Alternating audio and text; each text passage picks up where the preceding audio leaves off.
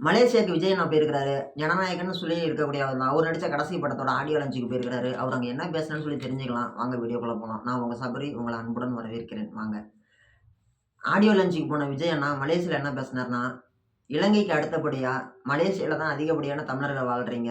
உங்களுக்கெல்லாம் ரொம்ப ரொம்ப மனமார்ந்த நன்றிகள்னு சொல்லியிருக்கிறாரு. அதுக்கப்புறமேட்டு என்ன சொல்லியிருக்கிறாரு, இங்க இருக்கக்கூடிய மக்கள் வந்து பார்த்தீங்கன்னா, 10 மலை முருகன் கோயிலுக்கு வந்து பார்த்தீங்கன்னா, மலாய் மக்கள் காவடி எடுக்குறாங்க. அதே மாரி வந்து பார்த்தீங்கன்னா, இன்னொன்னு என்னது, சீனாக்காரங்க வந்து பார்த்தீங்கன்னா, சைனாவை சேர்ந்த மக்கள்லாம் அழகா தமிழ் பேசுறாங்க. அவங்க எல்லாருக்குமே ரொம்ப ரொம்ப ஒரு மனமார்ந்த நன்றிகள். அவங்கலாம் வந்து ரொம்பவே தமிழ நேசிக்கிறாங்க. அவங்கலாம் நாம ரொம்ப கடமைப்பட்டுருக்கிறோம்னு சொல்லியிருக்கிறாரு. அது சொல்லி முடிச்சவரு. அப்புறமேட்டு என்ன சொல்றாரு, மலேசியாவுக்கு வந்து பார்த்தீங்கன்னா, உலக அளவுல இருக்கக்கூடிய மிகப்பெரிய ஒரு சினிமா மார்க்கெட்டிங் உட்பட எத்தனையோ மார்க்கெட்டிங் இருக்குது. அந்த மார்க்கெட்டிங்லயே வந்து பார்த்தீங்கன்னா, நம்மளுடைய மலேசியாவுக்கு ஒரு முக்கியமான இடம் இருக்குது. ஒரு மிக முக்கியமான ஒரு 20 இடங்கள்ல வந்து பார்த்தீங்கன்னா, மலேசியா முக்கியமான ஒரு இடத்துல இருக்குது. ஸோ நீங்கலாம் மலேசியால இருக்கிறீங்கன்னா ரொம்ப பெருமைப்படணும்.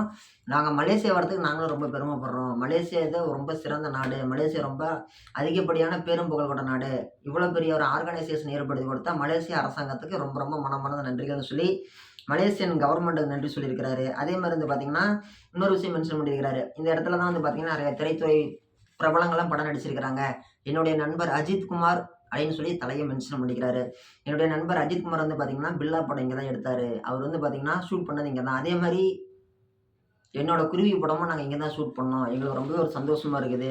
நாங்க ரொம்ப ஒரு எக்ஸைட்டிங்மென்ட்டா இருக்கிறோம்.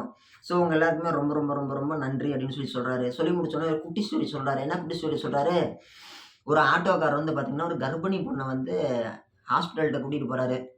ஹாஸ்பிட்டல்ட்ட இருந்து இந்த இடத்துல இருந்து அங்க உள்ளாடி நடந்து போற அளவுக்கும், கேட்ல இருந்து உள்ளாடி நடந்து போற அளவுக்கு மழை பெஞ்சுட்டு இருக்குது கடுமையா. இவரு என்ன பண்றாரு, அந்த கர்ப்பிணி பொண்ணுட்ட தன்னோட ஆட்டோல அந்த கொடைய எடுத்து குடுத்து விடுறாரு. "இந்தாம்மா நீ எடுத்துட்டு போம்மா" அப்படின்ட்டு. அந்த அம்மா என்ன சொல்றாங்க, சரிங்கண்ணா நான் ஆட்டோலருந்து என்ன குடுக்குறீங்க. நான் ஹாஸ்பிட்டல் போயிட்டேன்னா, மறுபடியும் இந்த குடம் உங்களுக்கு யார் குடுப்பாங்கன்னதுக்கு, நான் என்ன பண்ணணுன்னதுக்கு, "உங்கள மாரியே கஷ்டப்படுற யாராச்சும் ஒருத்தர் குடுத்துருங்க. மழையில நிக்கிற யாருக்காச்சும் ஒருத்தருக்கு இலவசமா குடுத்துருங்க" அப்படின்றாரு. அந்த அம்மா கர்ப்பிணி பெண் இங்கருந்து ஆஸ்பத்திரிக்கு போனோனே, அங்க ஆஸ்பத்திரி வெளியில ஒரு வயசான ஒருத்தர் வந்து மழையில நின்னுட்டு இருக்கிறாரு. அவர்ட்ட இந்த கொடைய குடுத்துர்றாங்க. அந்த பெரியவரும் கேட்கறாரு, "இந்த கொடைய எப்படிம்மா நான் உன்ட்ட குடுக்கட்டும்னப்ப?" அந்த பெரியவர்ட்ட அந்த அம்மா சொல்றாங்க, கர்ப்பிணி பெண். இந்த மாரி மழை நனையிற யார்ட்டயாச்சும் நீங்க குடுத்துருங்கன்ட்டு. அந்த பெரியவரு பஸ் ஏறி போயி, அவரு எங்க போணுமோ அங்க போய் இறங்குறாரு. பஸ் ஸ்டாப்ல ஏறி பஸ் ஸ்டாண்டுக்கு போறாரு. பஸ் ஸ்டாண்ட்ல போய் இறங்குன உடனே, அங்க ஒரு வயசான பாட்டி வந்து பூ விக்கிற ஒரு அம்மா. ஒரு அட்டைய வச்சுட்டு நின்னுட்டு இருக்கிறாங்க மழையில. அவங்களுக்கு இந்த கொடைய குடுத்துட்டு, அவரு பஸ் ஏறி போயிடுறாரு. அந்த வயசான பாட்டியும் கேட்கறாங்க, "இத யார்ட்ட குடுக்கட்டும்னப்ப?" "நீயும் இந்த மாரி யாராவது கஷ்டப்படுற யாராவது ஒருத்தர்ட்ட குடுத்துருங்கன்னு" சொல்லி சொல்றாங்க. சரின்னு சொல்லிட்டு அந்த பாட்டி எடுத்துட்டு போறாங்க. அந்த பாட்டி ஒரு இடத்துல போய் இறங்குறாங்க அந்த ஸ்டாப்ல. வேற ஒரு ஸ்டாப்ல இறங்குறாங்க. அந்த ஸ்டாப்ல வந்து பார்த்தீங்கன்னா, அந்தாண்ட ஸ்கூல் இருக்குது. ஸ்கூல்ட்ட வந்து பார்த்தீங்கன்னா, ஒரு சின்ன பொண்ணு வயசான பாட்டி பார்க்குறாங்க. ஒரு சின்ன பொண்ணு வந்து பார்த்தீங்கன்னா, மழைக்கு அப்படியே ஒதுங்கி நின்னுட்டு இருக்குது. அந்த பாட்டி அந்த கொடைய குடுக்குறாங்க அந்த பொண்ணுகிட்ட. "இந்தா கண்ணு நீ இந்த கொடைய வச்சுக்கோ. நீ வந்து கொடைய எடுத்துட்டு போ.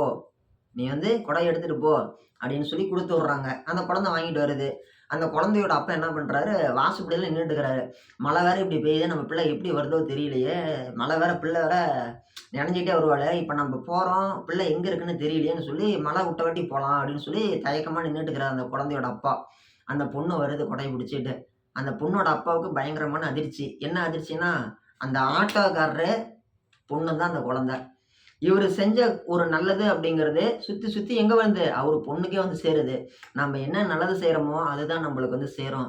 நீங்க வந்து உங்க வாழ்க்கையில முடிஞ்ச வரைக்கும் எல்லாத்துக்கும் நல்லது பண்ணுங்க. நல்லது நீங்க பண்ண பண்ண நல்லா இருப்பீங்க அப்படின்னு சொல்லி அவரு ஒரு கருத்து பதிவு பண்றாரு. இது வந்து ரொம்பவே ஒரு முக்கியமான விஷயம். இது வந்து எல்லாருமே ஏத்துக்க வேண்டிய ஒரு விஷயம். நம்ம என்ன செய்றோமோ, அது நம்மளுடைய பிள்ளைகளுக்கு வந்து சேரும். அது உடனடியாவும் வந்து சேரலாம். சில வாரங்கள்லயும் வரலாம், சில மாதங்கள்லயும் வரலாம், சில வருடங்கள்லயும் வரலாம். வரும். நல்லது செய்யுங்க, நல்லது மட்டுமே செய்யுங்கன்னு சொல்லி ஒரு குட்டி ஸ்டோரி சொல்லியிருக்கிறாரு. இது வந்து பார்த்தீங்கன்னா, ரொம்ப ஒரு நல்ல விஷயம்.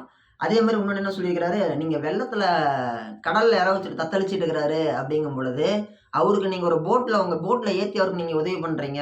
அவருக்கு ஒரு போட் குடுக்குறீங்க அப்படின்னா, நீங்க ஒரு மிகப்பெரிய ஒரு கார்கோ ஷிப்ல போறீங்க. அங்க வந்து பார்த்தீங்கன்னா, கடல்ல வந்து ஒரு ஆக்சிடென்ட் ஆகி ஒரு கப்பல் வந்து தடுமாறிட்டு இருக்குது. முழுகுற ஸ்டேஜ்.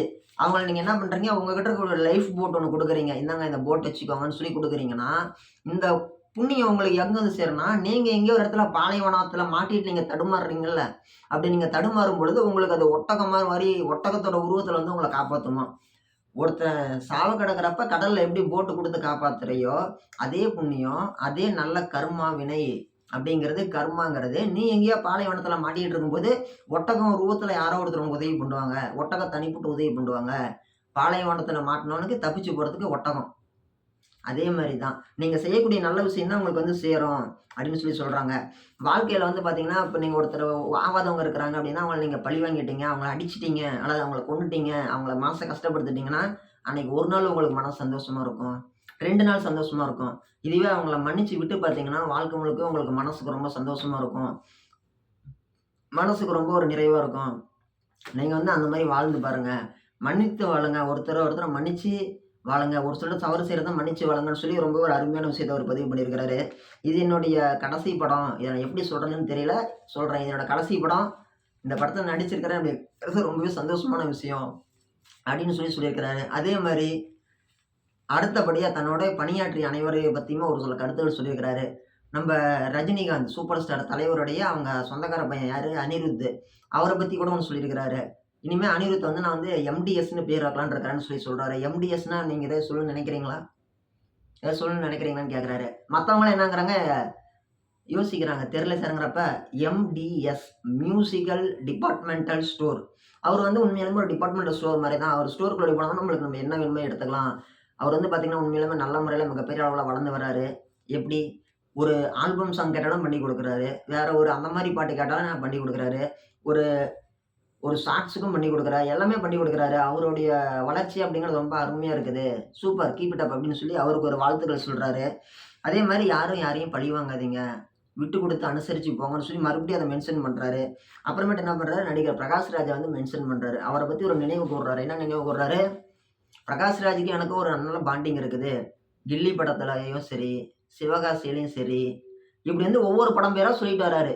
இப்ப கடைசியா ஜனநாயகன் பண்ணும்போதும் சரி, எல்லா இடத்துலயுமே பிரகாஷ் ராஜுக்கும் எனக்கும் ஒரு நல்ல ஒரு பாண்டிங் இருக்குது. நல்ல ஒரு நட்பு இருக்குது. ஸோ பிரகாஷ் ரொம்ப நன்றி. நம்மளுடைய ஜர்னி அப்படிங்கிறது எப்பவுமே தொடரணும் அப்படின்னு சொல்லி ஒரு விஷயத்த பதிவு பண்றாரு.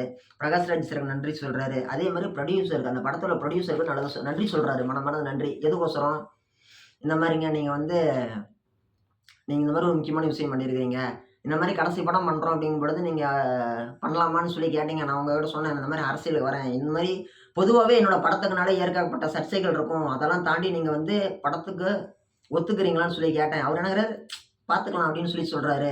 இதெல்லாம் உண்மையாலுமே ஒரு மிகப்பெரிய விஷயம். வரவேற்க வேண்டிய விஷயம். ரொம்ப ரொம்ப நல்ல விஷயம். So, okay. எங்களுக்கு அது வந்து ரொம்பவே ஒரு மனமார்ந்த விஷயம். எங்களுக்கு ரொம்ப ரொம்ப புடிச்சிருக்குது. நாங்க ஏத்துக்கிறோம்னு சொல்லிட்டு இது பண்ணிட்டாங்க. ஸோ, புரொடியூசர் சாருக்கு ரொம்ப ரொம்ப மனமார்ந்த நன்றி. அது மட்டும் இல்லாம, அவர் கூட இருக்கக்கூடிய புரொடியூசர்ஸ்லாம் சொல்லுவாங்களாம். "என்ன இது இந்த புரொடியூசர் எவ்வளோ பணம் குடுத்துருக்காரு. ஷூட்டிங் நடக்குதா இல்லையான்னு பார்க்க மாட்டேங்கிறாரு. என்ன ஸ்டேஜ்ல இருக்குதுன்னு பார்க்க மாட்டேங்கிறாரு. எதையுமே கண்டுக்க மாட்டேங்கிறாரு. ஓகே. அவங்க ஃப்ரீயா செயல்படட்டும்னு சொல்லி விட்டுட்டாரு. இது என்ன கான்செப்ட்? ஒரு மனுஷன் இவ்வளவு தாராள மனசோடயா இருப்பாங்கன்னு சொல்லி என் புரொடியூசர்ஸ்லாம் வந்து இவர சொல்லுவாங்க.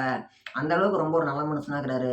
ஸோ, இவர் உண்மையிலேயே ஒரு பெரிய ஆளுன்னு சொல்லியிருக்கிறாரு. அதே மாரி என்னன்றாரு, நம்ம யாரையோ ஒருத்தர எதிர்க்கிறோம்னா, அவங்க வலுவான ஆளா இருந்தா நம்ம எதிர்க்க முடியும். வலு இல்லாத ஆளுங்கள நம்ம எப்படி எதிர்க்க முடியும்? நம்மளுக்குன்னு ஸ்ட்ராங்கான ஒரு ஆள் இருந்தா தான் நம்ம எதிர்க்க முடியும். அப்படி ஸ்ட்ராங்கான ஆள மட்டும் தான் நம்ம எதிர்ப்போம் அப்படின்னு சொல்லி இன்டைரக்ட்டா பாலிடிக்ஸ பத்தி சொல்லியிருக்கிறாரு. பொது வந்து விஜய் தனியா வருவாரா, அணியா வருவாருன்னு சொல்லி நெறைய பேர் சொல்றாங்க. என்னோட அணி எப்பவுமே மக்கள் தான். மக்களோட துணையோட தான் நான் வந்திருக்கிறேன். ஸோ, மக்களுக்கு ரொம்ப ரொம்ப சப்போர்ட்டா இருப்பாங்கன்னு நம்பி தான் வந்திருக்கிறேன்னு சொல்றாரு. அதுக்கப்புறமேட்டு என்ன சொல்றாரு, "thank you Malaysia and thank you to all" அப்படிங்கிறாரு.